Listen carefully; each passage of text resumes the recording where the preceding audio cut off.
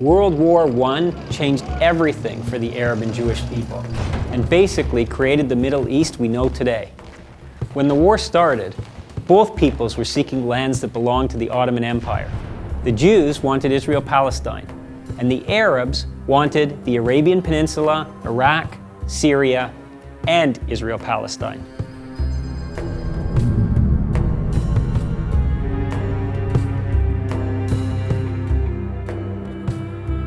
The Ottoman Empire's choice to join the Central Powers in the war against the Allied powers changed the game for the Arab and Jewish people. The Allied powers were afraid that the Ottoman Turks would raise the whole Arab-Muslim world against them, the Christian powers, and turn World War I into a holy war, a jihad. So what did the Allied powers do? They allied themselves with the Arabs against the Turks.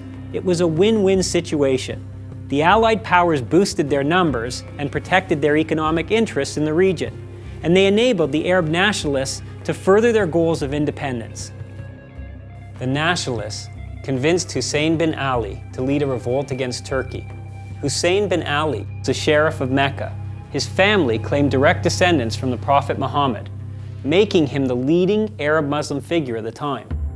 The Arabs turned to him to lead them from the Turkish yoke they'd been under for centuries and return the seat of Islam to Arabia.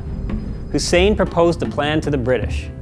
What the Arabs wanted in return for their assisting the British in the war was territory. Hussein's correspondence with a British statesman named Henry McMahon became famous. In those letters, McMahon proposed land to the Arabs. But here's where things get sticky.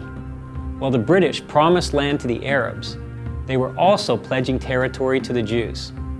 The two pledges came to overlap in Israel-Palestine. Hussein's letter requested British support for one unified Arab state in the current countries of Israel, Lebanon, Syria, Jordan, Iraq, and Saudi Arabia.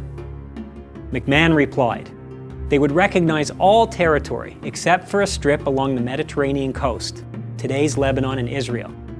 But his wording was unclear, and the territories weren't exactly defined. This caused a huge controversy later on. Basically, the Arabs concluded that all of Palestine, including Jerusalem and the Old City, was pledged to them. But the British have always denied this.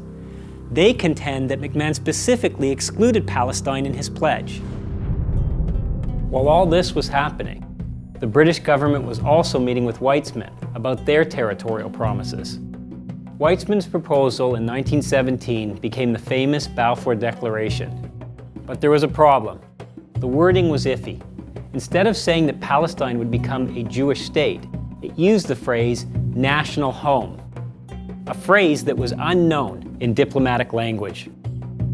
The Arabs argued that the British actually had no legal right to even make the Balfour Declaration, since the land wasn't theirs to give. But if that's so, shouldn't it apply to the McMahon pledges also?